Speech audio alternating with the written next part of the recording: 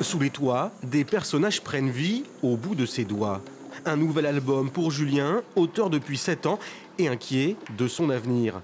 Cette réforme, pour lui, près de 1 400 € en plus à débourser par an.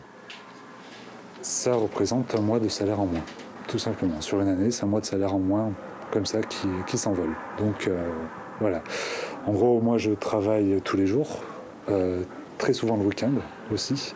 Donc je ne peux pas bosser plus que ça. Et voilà, il va falloir, si ça passe tel quel, il va falloir que je trouve des moyens autres pour gagner ma vie. Dans le milieu de la BD, les salaires ne dépassent que très rarement le SMIC. Alors cette réforme, qui prévoit d'augmenter les cotisations retraite, passe mal pour ces auteurs souvent précaires. On nous demande d'un seul coup et sans concertation de donner de l'argent qu'on n'a pas forcément pour une retraite meilleure.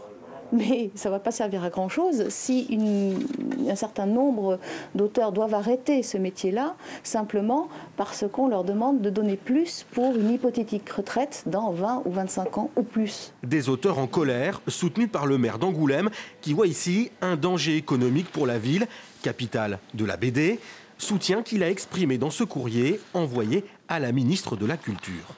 En tant que maire d'Angoulême, je suis très sensible à l'appel à l'aide de ces auteurs qui contribuent à la notoriété et à l'attractivité économique de notre ville.